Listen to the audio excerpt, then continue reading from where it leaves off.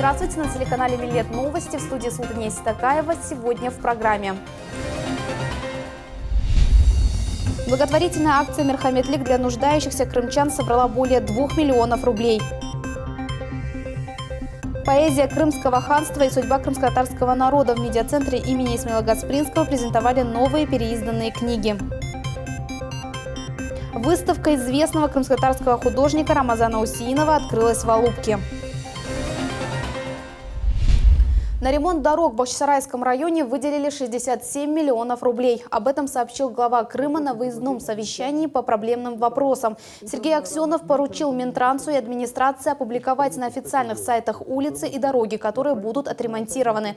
На имя главы от местных жителей поступило 135 обращений. Люди недовольны отсутствием газификации в селах, нехваткой мест в детских садах, переселением из аварийного жилья. Повторный выезд в регион состоится до конца лета.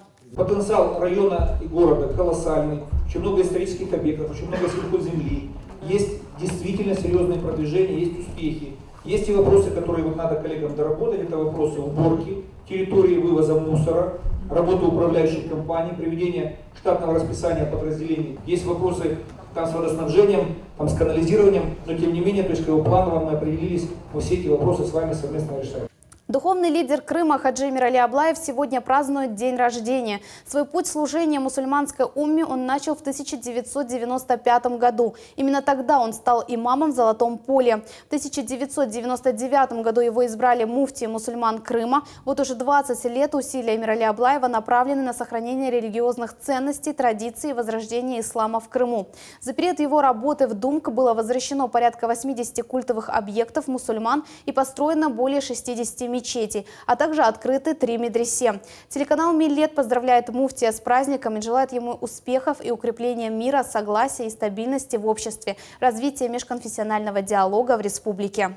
Крымских детей-сирот и инвалидов обеспечат санаторно-курортным лечением и препаратами. Об этом заявили на 6-м открытом форуме прокуратуры республики. Участники обсудили вопросы защиты прав таких граждан и озвучили статистику. Сегодня в Крыму проживает почти 6,5 тысяч детей-инвалидов и более 2 тысяч детей-сирот. Крымские прокуроры на постоянной основе проводят проверки по защите их прав. Так, за полгода выявлено уже более 300 нарушений закона. К ответственности привлечено 150 должностных лиц. Также обсудили самый проблемный вопрос – жилищный. За последние 5 лет эта проблема постепенно стала разрешаться. Приняты регионально-целевые программы. Мы сегодня вошли в пилотный проект по реализации одного из направлений программы «Доступная среда», который включает как раз-таки развитие системы социальной реабилитации инвалидов, в том числе детей-инвалидов. Мы реализуем этот пилотный проект. Нам уже предоставлено из федерального бюджета средства на приобретение оборудования. Не только для нас, это для Министерства образования и Министерства здравоохранения для создания инклюзивной среды. Но то оборудование, которое, вот, допустим, мы закупили для санатория «Лучезарный», бывшего, теперь уже центра реабилитации, это оборудование даст возможность как раз на его базе и все методики реализовывать по социальной реабилитации детей-инвалидов. Для нуждающихся крымчан собрали более 2 миллионов рублей. В муфтияте Крыма подвели итоги благотворительной акции «Мерхаметлик-2019». Она длилась год от одного Рамазана к другому. За помощью обратилось 105 человек. Сегодня ее получили более 40 граждан в сумме от 5 до 40 тысяч рублей. Тем, кто нуждался в срочной материальной помощи, деньги выдали ранее. И операции, и химиотерапия, и гемодиализы, и тому подобное. Реабилитации сложные проходят, выезд за пределы Крыма, за пределы государства для проведения различных операций. Это все требует очень больших затрат. И в связи с этим, естественно, многие семьи не могут себе позволить полностью все это потянуть самостоятельно, и поэтому обращаются к соотечественникам. Благотворительная акция «Мерхаметлик» действует с 2009 года. За это время собрали почти 20 миллионов рублей. Проверка объектов в Симферополе. Микрорайоны столицы с рабочим визитом посетил заместитель председателя Госкомнадзора Эльмар Мамбетов. На каком этапе строительства дороги микрорайона Фонтаны Новониколаевский города Симферополя расскажет наша съемочная группа.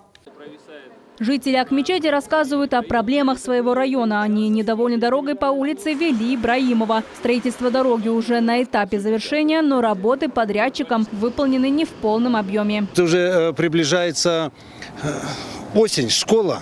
а дорога все еще не готова. Есть и другая проблема. Открытые трубопроводы с газом и водой. Двухметровые ямы прямо посреди тротуаров. В темное время суток их просто не видно. Риск упасть туда огромный. Согласно дорожной карте, все ямы должны быть засыпаны. Дорожная карта должна быть разработана службой автомобильных дорог совместно с подрядной организацией администрации города Симферополя до 12 числа текущего месяца. Также в ходе осмотра дороги чиновники провели встречу с жителями микрорайонов Ак-Мечеть и Фонтаны, которые обеспокоены расположением на дороге так называемых островков безопасности. По их словам, островки безопасности расположены очень неудобно и мешают движению транспорта. С целью устранения данной проблемы Госкомнацем будет инициировано рабочее совещание совместно с Министерством транспорта Республики Крым. А это уже дороги микрорайона Хошкельды. Первый поворот с проспекта Победы в поселок и прощайте асфальт, люки и фонари. Дорог с твердым покрытием в Хошкельды и в Каменке никогда не было. В украинские времена новый асфальт положили на въезде в район. Внутриквартальных дорог как не было, так и нет. Дожди были 2 недели назад, а вода на улице Умерепчи все еще стоит и, видимо, уходить никуда не собирается. Автомобилисты регулярно отдают деньги на ремонт. Пешеходы спотыкаются на колдобинах. И это еще не все. По словам жителей, вечерами нет покоя от комаров. Ночами не можем выйти на улицу. Везде большие комары. Посмотрите, какие укусы. Болеть жителям Хошкельды и Каменки опасно вдвойне. Скорая помощь приезжает сюда не сразу и останавливается не у ворот больного, а на ближайшей проезжаемой улице. Очень много машин застревало. Они просто не знают глубину самой лужи и застревают. Скорая помощь кружится, ищет дорогу, чтобы приехать к людям. По 1,5 часа, по 2 часа, не дольше. Возмущены и маленькие жители микрорайона. Их велосипеды давно пылятся без дела. Ездишь, спускаешься с этой горки, переворачиваешься, падаешь. После осмотра заместителем председателя Госкомнаца Эльмаром Мамбетовым оказалось нужен комплексный подход к решению проблемы. Администрация города Симферополь до конца текущей недели с выездом на место проведет встречу с жителями, после чего будет разработана дорожная карта и указаны сроки решения поставленных жителями вопросов. Готовим инвестпаспорта на строительство дорог с твердым покрытием в микрорайоне Хошкельды и Каменка. Также затрагиваем дачный массив Каменка, потому что понимаем, что там большое количество жителей проживает, необходимо это тоже учитывать. Включено уже в ФЦП у нас строительство дорог с твердым покрытием 2,1 километр. Это микрорайон Хошкельды и 2,2 километра микрорайон Каменка. Со своей стороны, как Государственный комитет, ситуацию держим на контроле. В ближайшее время, после того, как в соответствии с протоколом дорожные карты будут разработаны, до 15 числа на следующей неделе проведем рабочее совещание на нашей площадке. Совещание будет организовано с целью обсуждения строительства дорог с твердым покрытием с жителями и на этапе формирования проектно-сметной документации, решить вопрос с обременениями на обозначенных территориях, а также учесть пожелания жителей относительно асфальтирования улиц в микрорайонах. Надежда Исаева, Руслан Минаев, Гера Абдулаев, Дмитрий Низовой, телеканал Миллет. Полный переход на цифровое вещание. Уже сегодня современный формат могут оценить жители Крымского полуострова. Как известно, Республика Крым решением правительства Российской Федерации переведена в 4-й этап отключения аналогового вещания на территории Республики Крым. Произойдет 14 октября 2019 года. Для просмотра цифровых программ нужен телевизор формата Т2. Второй вариант – это подключение к старому телевизору цифровой приставки. В аналоговом вещании смогут работать только региональные медиа. Телеканалы «Первый Крымский», «Миллет», информационный канал Севастополя уже сейчас можно смотреть в новом формате. Поэзия крымского ханства, национальный менталитет в пословицах и поговорках, судьба крымско-татарского народа. В медиацентре имени Исмаила Гаспринского презентовали новые переизданные книги. Из-за высокого спроса читателей издания доступны на крымско-татарском, русском, украинском, армянском языках. О чем призывают задуматься крымско-татарские авторы, узнавала наша съемочная группа. Güzel vatan akında, onda bağlar gül bostanlar asret çıkıp horlana. Vatan sözün anlap balam. «Сердце матери» – это стихотворение о нелегкой судьбе женщины в годы Великой Отечественной войны. Сегодня его читает сам автор Реза Юсуф. Написал он его еще в начале 90-х прошлого века, а в этом году медиацентр имени Гаспринского издал одноименный сборник стихотворений. Сегодня, благодаря медиацентру и благодаря тому, что у меня юбилейный год, я решил его собрать и издать. эти стихотворения все написано от души. Потому что многое, то, что я там написал, это я своими глазами пережил и видел. Обрела новую жизнь и книга участника национального движения Сияра Муртазаева «Раздумывая о будущем». Хотя Сияр Ага не был ни литератором, ни ученым-филологом, он живо интересовался вопросами развития крымско-татарского языка и культуры. Соблюдение норм крымско-татарского литературного языка и вопросов алфавита, а также сохранению национального самоназвания «крымские татары». Для наших молодых ученых, студентов и для всех это будет настолько, пусть оно небольшое, но настолько оно будет востребовано вот всех тем, кто занимается историей, этнографией, культурой крымско-татарского народа. В 2016 году газета «Голос Крыма» начала публиковать крымско-татарские пословицы и поговорки. Читателям народное творчество понравилось. И вот теперь пословицы, поговорки и приметы крымских татар собраны и доступны для всех желающих. Большой очень интерес сегодня вот факсимильное переиздание. Это пословицы, поговорки и приметы крымских татар. Презентацию сопровождали яркие концертные выступления. А перед представлением каждого издания проводили мини-викторину на историческую тематику. Была издана в 1914 году, но ее даже в наших библиотеках сегодня нету в аналогах оригинала. Победитель получает свеженапечатанную книгу. Там тоже написано в этом сборнике. 1 сентября новые книги появятся в Республиканской крымско-татарской библиотеке имени Гаспринского, а также в школах Симферополя. Диана Бекмамбетова, Дмитрий Низовой, телеканал Милет. В ходе реализации мероприятий направления обеспечения межнационального единства федеральной целевой программы в Республике Крым возводят 75 объектов. Это многоквартирные жилые дома, школы, детские сады, дороги и инженерные сети. Ответственным исполнителем выступает Госкомнац. На каком этапе возведения этих социально важных объектов инфраструктуры обсудили в Совмине на заседании Координационного штаба. На совещании присутствовали представители министерств, профильных ведомств, администраций и заказчик проектов. Проговорили всю проблематику, поэтому понимание есть. По каждому объекту сегодня будут сформированы дорожные карты, направленные в Государственный комитет. Поэтому мы со своей стороны с себя ответственность не снимаем, данную ситуацию держим на контроле. И все объекты будут путем выездных рабочих совещаний проговариваться еще с нашими представителями муниципальных образований. Рассмотрели и предложение администрации о строительстве новых объектов. Помимо основных, в программу планируют включить еще 88. Это строительство дорог с твердым покрытием, сетей канализации, жилых многоквартирных домов, что обеспечит развитие инфраструктуры в местах компактного проживания реабилитированных народов Крыма. Государственным комитетом по делам межнациональных отношений подготовлены инвестпакеты, направленные в дирекцию ОНО, ФЦП, в Минстрой Республики Крым и в ГКУ «Инвестстрой» для согласования. После прохождения процедуры согласования мы будем понимать, что по данным объектам полностью будут заключены соглашения. Эти объекты у нас будут включены в допотребность по строительству до 2025 года. Работы по очистке русла реки Салгир подходят к завершению. Сейчас проходит последний этап уборки при помощи техники. Салгир основной на 90% очищен. Остались самые сложные места под мостами, узкие места. На этой неделе планируем грубую зачистку закончить. До 15 июля на 100% очистка не завершится, так как после техники в русле рабочим нужно вручную убирать остатки грунта и ила. Но уже к концу месяца в реке будет чистая вода. А Малый Салгир очистят к середине августа. Также на набережной приступили к установке ограждения. Оно будет исключительно чугунным.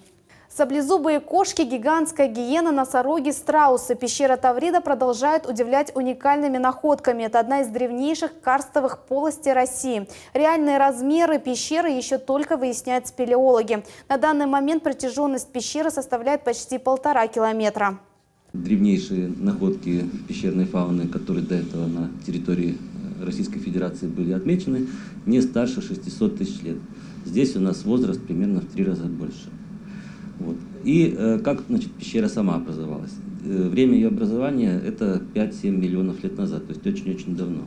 Первые туристы смогут посетить пещеру только через 1,5 года. Об этом рассказал председатель Совета Российского союза спелеологов Геннадий Самохин. А через 5 лет там и вовсе появится уникальный туристический комплекс, ландшафтный парк, палеонтологический музей и экскурсионный подземный маршрут. Кроме того, здесь можно будет купить аутентичные сувениры и продукцию крымских фермеров. Появится он приблизительно через 5 лет. На базе этой пещеры надо делать культурно-просветительский, научный и экскурсионно-туристический центр. Каких у нас, собственно, в Крыму не так много. Нам выделили нешуточную сумму для университета – 150 миллионов рублей. Это гигантская сумма. И вот, но поставили короткие сроки. Нам надо в сжатые сроки решить эти все задачи.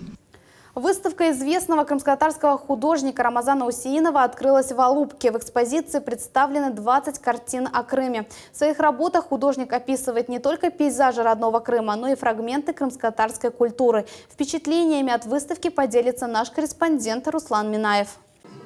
Выставочный зал в музее Амитхана Султана в Алупке переполнен. Посетить выставку известного крымско-татарского художника Рамазана Усеинова сегодня пришли десятки поклонников. Алина выросла в семье художников. Сейчас учится изобразительному искусству и дизайну в Финляндии. С детства каждое лето проводит в Крыму. Не первый год поклонница творчества Рамазана Усеинова. Выставка ценна с точки зрения того, что это именно вот крымско-татарский взгляд крымско-татарского художника на Крым.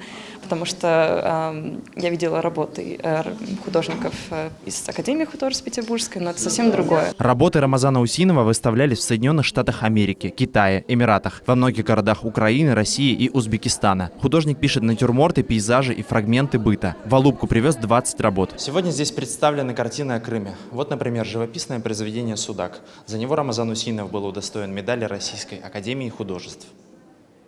Медаль достойному. Так называется награда, которую художнику вручал лично Зураб Церетели. Рамазан Усеинов написал свой «Судак» на пленэре, то есть под открытым небом, с натуры. В этом этюде ему удалось передать колорит старых улочек древнего города. Это очень многоплановый художник. И художник, который постоянно меняется, как блики на поверхности воды. Несмотря на смену стиля и тематик в своих произведениях, вдохновение у художника не меняется. Рамазан Усеинов коллекционирует старинные предметы из меди и бронзы. Для них художник выделил специальную полку в мастерской. Старинный кувшинчик, джезве, там всякие сахарницы. От нее идет все-таки вот это время, само время.